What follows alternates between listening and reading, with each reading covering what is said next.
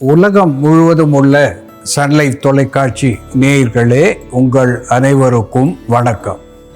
இது நாட்டு மருத்துவம், நலம் தரும் மருத்துவம், எல்லோருக்கும் ஏற்ற பக்க விளைவுகள் இல்லாத பாதுகாப்பான பண செலவுகள் இல்லாத மருத்துவம்.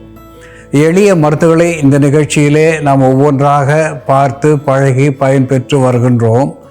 இன்று சிலவற்றை நாம் தெரிந்து கொள்வோம். ஹைப்பர் டென்ஷன் என்று ஆங்கிலத்திலே சொல்லுவது வழக்கம். உயர் இரத்த அழுத்தம், இரத்த கொதிப்பு என்று இதை தமிழிலே சொல்லுவது வழக்கம். இதற்கு டெர்மினேலியா செபுலா, இதற்கு டெர்மினேலியா அர்ஜுனா என்று சொல்லுகின்ற மருதம்பட்டை ஒரு அற்புதமான மருந்தாகிறது. இந்த மருதம்பட்டை சூரணத்தை 2 முதல் 3 கிராம் அளவுக்கு எடுத்து நெலும்போ நூசிஃபெரா என்று தாவர பெயராலே சுட்டப்பெறுவது லோட்டஸ் தாமரை, அதிலே வெண்தாமரை இதழ்கள் 5-6 எடுத்து அரை தேக்கரண்டி சீரகம், cumin seeds என்று சொல்லக்கூடிய சீரகம் சேர்த்து நீரில் இட்டு போதிய பனங்கற்கண்டோ பனை வெல்லமோ சேர்த்து தீநீராக காய்ச்சி அன்றாடம் 2 வேளை பருகி வருகின்ற நிலையிலே இரத்த கொதிப்பு என்கின்ற உயர் இரத்த அழுத்தம் என்பது குறையும். அது மட்டுமல்லாமல் இரத்த நாளங்களுக்கு பலம் தருவதோடு இதயத்துக்கு நல்ல ஆரோக்கியத்தை தரக்கூடிய ஒன்றாக இந்த மருதம்பட்டை சூரணமும் வெண்தாமரை இதழும் சீரகமும் ஒரு தீநீராக நமக்கு விளங்கும் என்பதை இங்கே சுட்டிக்காட்ட விரும்புகின்றேன். அல்சர் என்று ஆங்கிலத்திலே சொல்லுவது வழக்கம். அந்த அல்சர் என்பது பொதுவாக நாம் சரியான காலத்துக்கு உணவு உண்ணாத நிலை, நிறைய காரத்தை சாப்பிடுகின்ற நிலை. இப்படிப்பட்ட காலத்திலே இந்த குடல் புண் என்கின்ற குன்மம் என்று தமிழிலே சொல்லுகின்ற அல்சர் நம்மை ஆளாக்குகிறது. இதற்கு ஃபென்னல் என்று ஆங்கிலத்திலே சொல்லப்பெறுகின்ற சோம்பு ஒரு அற்புதமான மருந்தாகி புண்ணை ஆற்றக்கூடிய ஒன்றாக திகழ்கிறது. அரை தேக்கரண்டி சோம்பு எடுத்து அதனோடு சுக்கு, மிளகு, திப்பிலி இவை 3ஐயும் சமமாக எடுத்து அதிலே அரை தேக்கரண்டி சேர்த்து, அரை தேக்கரண்டி சோம்பு, சுக்கு, மிளகு, திப்பிலி இவை 3ம் சேர்த்தது அரை தேக்கரண்டி என்ற அளவிலே சோம்போடு சேர்த்து சிறிது பனங்கற்கண்டு சேர்த்து அதை நீரிலிட்டு நன்கு காய்ச்சி பால் சேர்த்து அன்றாடம் 2 வேளை பருகி வருகின்ற நிலையிலே இந்த அல்சர் என்கின்ற குன்மம் என்கின்ற குடல் புண் நம்மை விட்டு போகும் என்பதை இங்கே சுட்டிக்காட்ட விரும்புகின்றேன்.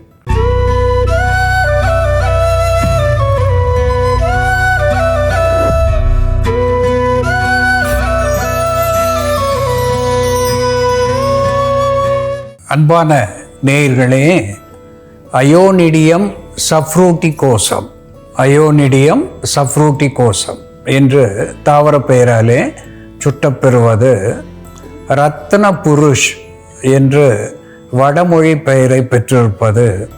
தமிழிலே ஓரிதழ் தாமரை என்று இதற்கு பெயரை சொல்லியிருக்கிறார்கள். ஒரு இதழை பெற்று தாமரை பூவை போல அழகான வண்ணத்தை பெற்றிருப்பது, சிறிய பூவையும் ஒரு இதழையும் பெற்றிருப்பது ஓரிதழ் தாமரை. இதனுடைய இலைகள் தும்பை இலைகளுடைய வடிவிலே சிறு இலையாக இருப்பது வழக்கம். நீர்ப்பாங்கான இடத்திலே இது நமக்கு எளிதாக கிடைக்கக்கூடிய ஒன்று. இதனுடைய பூ முதல் அதனுடைய வேர் கூட சமூலமாக நமக்கு மருந்தாகி பயன் தருகிறது. இந்த ரத்தின புருஷ் என்று சொல்லுகின்ற பொழுது ஒரு ரத்தினத்தை போல வடிவம் உடையது. ரத்தின கற்கள் எப்படி செம்மையான வடிவம் பெற்றிருக்கிறதோ அதை போல ரத்தினத்தை போன்ற ஒரு வண்ணத்தை பெற்றிருக்கிறது. அது மட்டுமல்லாமல் புருஷ் என்று சொல்லுகின்ற பொழுது புருஷன் என்ற வடமொழி பெயரிலே மனிதனை குறிப்பது ஆகும். மனிதனை ஒரு இரத்தின கல் போல இது செம்மையாக்குவது, அதாவது நல்ல ஆரோக்கியத்தை தரக்கூடிய ஒன்று என்பதனாலே இதற்கு வடமொழியிலே ரத்தன புருஷ் என்கின்ற பெயரை வைத்திருக்கிறார்கள். இது சாதாரணமாக மேல் இன்ஃபெர்டிலிட்டி என்று சொல்லக்கூடிய ஆண் மலட்டு தன்மையை போக்கக்கூடிய ஒன்றாக இது விளங்குகிறது. த ஸ்போம் கவுண்ட் என்று சொல்லக்கூடிய விந்துக்களுடைய எண்ணிக்கையை மிகுதிப்படுத்தக்கூடியதாக திகழ்கிறது. குறிப்பாக ஒரு மனிதனுக்கு ஒரு முறை விந்து வெளியாகின்ற பொழுது 120 மில்லியன், அது 12 கோடி என்று நம் தமிழிலே சொல்லலாம். அந்த அளவுக்கு விந்துவனுடைய எண்ணிக்கை இருக்க வேண்டும். அதனுடைய பயணத்தன்மை 60 விழுக்காடு வேகமாக நீந்துகின்ற பயணத்தன்மை இருக்க வேண்டும். அப்படி இல்லாத பொழுது குழந்தை பேறு இல்லாத நிலை ஒரு ஆணுக்கு ஏற்படுகிறது. அப்படிப்பட்ட ஆண் மலட்டை நீக்கக்கூடிய அப்ரோடிசியாக் என்று சொல்லக்கூடிய காம விருத்தினியாகவும் இந்த ஓரிதழ் தாமரை விளங்குகிறது. ஒரு டயூரிட்டிக் என்கின்ற வகையிலே இதை நாம் சூரணமாக அன்றாடம் 2 வேளை எடுத்துக்கொள்ளுகின்ற போது சிறுநீரை நன்றாக தாராளமாக வெளித்தள்ளி தேவையற்ற நீரை இது வெளியேற்றி உடலுக்கு ஆரோக்கியத்தை தரக்கூடியதாக, சிறுநீர் அகத்துக்கும் சரி கருப்பை குற்றங்களையும் போக்கக்கூடியதாகவும் இந்த ஓரிதழ் தாமரை விளங்குகிறது. அதோடு கூட இரத்தத்தை கட்டுப்படுத்தக்கூடிய ஒன்றாக இது விளங்குகிறது. ஸ்டிப்டிக் ஹெமோஸ்டிக் என்கின்ற வகையிலே குருதி வெளிப்பாடு எங்கு இருந்தாலும் அதை குறைக்கக்கூடிய ஒன்றாக இது மேற்பற்றாகவும் சரி, இது உள்மருந்தாகவும் சரி நமக்கு பயன் தருகிறது. பால்வினை நோயினாலே ஏற்படுகின்ற வெள்ளைப்போக்கு, லுகேரியா என்கின்ற பெண்களை பற்றிய வெள்ளைப்போக்கு, கொனேரியா என்று சொல்லுகின்ற ஆண்களை பற்றிய வெள்ளைப்போக்கு, இது வெட்டைச்சூடு என்று மருத்துவ பாஷையிலே சொல்லுவார்கள். அப்படிப்பட்ட உஷ்ணத்தினாலே ஏற்படுகின்ற வெள்ளைப்போக்கை போக்கக்கூடிய ஒரு நல்மருந்தாக இந்த ஓரிதழ் தாமரை விளங்குகிறது. சர்க்கரை நோயை கட்டுக்குள் வைத்து கொள்ளக்கூடிய ஒன்றாகவும் இந்த ரத்ன புருஷ் என்று சொல்லக்கூடிய ஓரிதழ் தாமரை ஒரு நல்மருந்தாகி பயன் தருகிறது. அன்பான நேயர்களே, இது எப்படி மருந்தாகிறது என்று செயல்முறையிலே பார்ப்போம் வாருங்கள். நேயர்களே, நாம இன்னைக்கு ஓரிதழ் தாமரைன்னு சொல்லக்கூடிய ரத்ன புருஷ் செடியோட மருத்துவ குணங்கள் என்ன, அதை எப்படி மருந்தா பயன்படுத்துறதுன்னு பார்க்கலாம். ஓரிதழ் தாமரை அப்படின்றது தரையோட படர்ந்து வளரக்கூடிய ஒரு தாவரம்.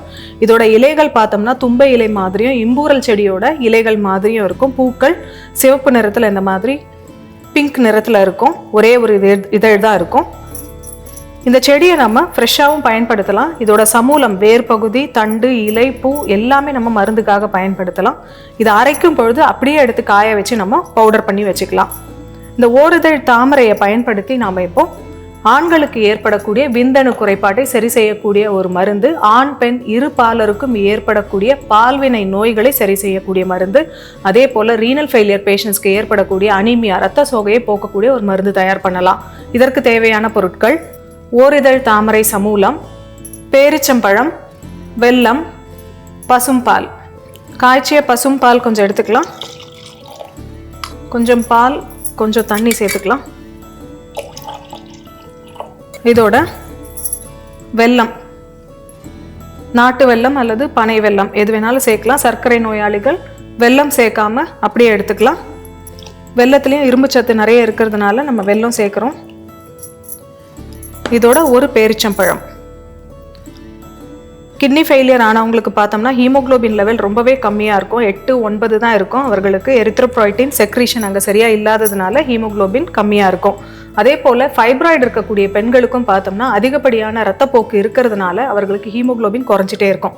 அப்படி இருக்கிறவங்களும் இந்த மருந்தை தொடர்ந்து எடுத்துகிட்டு வரும்பொழுது ஹீமோக்ளோபின் லெவல் ரைஸ் ஆகும், அனீமியா சரியாகும். இதோட பேரிச்சம்பழம் சேர்த்துக்கலாம். ஓரிதழ் தாமரை சமூலம் நம்ம ஃப்ரெஷ்ஷாக இருந்ததுன்னா இந்த அளவுக்கு செடி சேர்த்தோம்னாலே போதுமானதாக இருக்கும். ட்ரை பவுடராக இருந்ததுன்னா 2 கிராம்லேருந்து 5 கிராம் வரைக்கும் நம்ம ஒரு நாளைக்கு பயன்படுத்தலாம். இந்த சமூலத்தை பாலோடு சேர்த்து நம்ம பச்சையாக தான் அரைக்கணும். இதை வதக்காமல் அப்படியே பச்சையாக எடுத்துக்கணும்.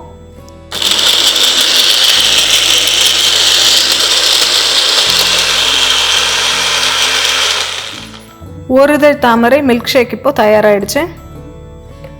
ஓரிதழ் தாமரை சமூலம், பேரிச்சம்பழம், பசும்பால், வெல்லம் சேர்ந்த இந்த மருந்தை காலையில் 200 ml அளவுக்கு தினமும் பருகிட்டு வரும்பொழுது ஆண்களுக்கு ஏற்படக்கூடிய விந்தணு குறைபாடு சரியாகும். அதே போல பெண்களுக்கு ஏற்படக்கூடிய இரத்த சோகையை போக்கக்கூடிய மருந்தாகவும், ஆண் பெண் இருபாலருக்கும் ஏற்படக்கூடிய பால்வினை நோய்களை, செக்ஷுவலி டிரான்ஸ்மிட்டட் டிசீசஸை ட்ரீட் பண்ணக்கூடிய ஒரு மருந்தாகவும் இது செயல்படும். அடுத்ததாக நம்ம ஓரிதழ் தாமரை பவுடரை பயன்படுத்தி தோல் நோய்களுக்கு போடக்கூடிய ஒரு மேல்பூச்சு மருந்து எப்படி தயார் பண்ணுறதுன்னு பார்க்கலாம். இதற்கு தேவையான பொருட்கள்: ஓரிதழ் தாமரை சமூலம், நெய், பச்சை கற்பூரம். பசு நெய் கொஞ்சம் எடுத்துக்கிட்டு அதை உருக்கிட்டு இந்த பச்சை கற்பூரம் ஒரு சிறிய துண்டு எடுத்து நம்ம பவுடர் பண்ணி அந்த நெய்யில் போட்டுட்டு ஸ்டவ் ஆஃப் பண்ணிடணும். அதுக்கப்புறம் இந்த ஓரிதழ் தாமரை சமூல பொடி இருக்கு இல்லையா, அதை எடுத்து இந்த நெய்யோட மிக்ஸ் பண்ணிவிட்டு ஒரு ஆயின்மெண்ட் மாதிரி நம்ம ப்ரிப்பேர் பண்ணி வச்சுட்டு புண்களுக்கு மேலே அப்ளை பண்ணிட்டு வரும்பொழுது சீக்கிரமாக புண்கள் ஆறும். தோல் வறட்சினால் ஏற்படக்கூடிய நமைச்சலை போக்கக்கூடிய மருந்தாக இருக்கும். அலர்ஜினால் ஏற்படக்கூடிய நமைச்சல் மற்றும் சிவப்பு தன்மையை போக்கக்கூடிய மருந்தாகவும் இந்த ஓரிதழ் தாமரை சமூலத்தை நம்ம பயன்படுத்தலாம். அன்பான நேயர்களே, அயோனிடியம் சஃப்ரூட்டிகோசம் என்று தாவர பெயராலே சுட்டப்பெறுவது ரத்ன புருஷ் என்று வடமொழி பெயரை பெற்றிருப்பது ஓரிதழ் தாமரை என்று தமிழிலே அழைக்கப்பெறுவது. இந்த ஓரிதழ் தாமரை ஒரு அனபாலிக் ஸ்டெராய்டு என்கின்ற வகையிலே உடலை தேற்றியாக, உடனடியாக புத்துணர்ச்சி தரக்கூடிய ஒன்றாக விளங்குகிறது. ஆண்மையை வளர்க்கின்ற ஒன்றாக திகழ்கிறது. விந்து உற்பத்தியை அதிகப்படுத்தக்கூடியதாக விளங்குகிறது. ஒரு anti bacterial, anti fungal, anti microbial, antibiotic என்கின்ற வகையிலே இது நோய் நீக்கியாக செயல்பட்டு பால்வினை நோய்களை போக்குகிறது. குறிப்பாக பிறப்பு உறுப்பிலேயும் சரி, ஆசன வாயிலேயும் சரி எழுகின்ற ஒழுக்கு, வெள்ளை ஒழுக்கு, புண்கள் இவற்றை ஆற்றக்கூடியதாக திகழ்கிறது. சர்க்கரை நோயை மட்டுப்படுத்தக்கூடிய ஒன்றாக இது விளங்குகிறது. சிறுநீர் பெருக்கியாக இது திகழ்கிறது. இதனுடைய பொடியை நெய்யில் இட்டு அதனோடு சிறிது பச்சை கற்பூரம் சேர்த்து மெழுகு போல வைத்து கொண்டு புண்களின் மேலே, தோல் நோய்களின் மேலே பூசி வருவதனாலே நாளடைவிலே அங்கே ஆரோக்கியத்தை தரக்கூடிய ஒன்றாக புறமருந்தாகவும் இது செயல்படுகிறது. அன்பான நேயர்களே, ஏறத்தாழ புல் தரை போல இது படர்ந்து நமக்கு பயன் தரக்கூடிய ஒரு மூலிகை. இதை காலிலே மிதித்து செல்லுகின்றோம். சில நேரங்களிலே இது என்ன என்று தெரியாமல் மிதித்து செல்லக்கூடிய மூலிகைகள் ஒரு அற்புதமான மருந்தாகி, குறிப்பாக இந்த காலகட்டத்திலே ஆண்களும் சரி பெண்களும் சரி மலட்டு தன்மையை அதிகமாக பெற்றிருக்கிறார்கள். இதற்கு மிக காரணமான ஒன்றாக இந்த கதிர்வீச்சு என்று சொல்லலாம். அந்த கதிர்வீச்சு என்பது மின்சார கருவிகள், குறிப்பாக கணினி, தொலைக்காட்சிக்காக நாம் உபயோகப்படுத்துகின்ற தொலைக்காட்சி பெட்டி, செல்போன் என்று சொல்லுகின்ற கைபேசி, இவை போன்ற பல கருவிகளாலே இந்த கதிர்கள் பரவி ஆண் பெண் இருபாலருக்கும் மலட்டுத்தன்மையை உண்டாக்குகிறது. அப்படிப்பட்ட மலட்டுத்தன்மையை போக்கக்கூடிய ஒன்றாக இந்த ரத்ன புருஷ் என்கின்ற ஓரிதழ் தாமரை விளங்கும் என்பதிலே ஐயமில்லை. அன்பான நேயர்களே, இந்த ரத்ன புருஷ் என்கின்ற ஓரிதழ் தாமரை பற்றி நாம் தெரிந்து கொண்டோம். இது போல வேறு ஒரு மருத்துவ குறிப்போடு நாம் மீண்டும் சந்திப்போம். நன்றி, வணக்கம்.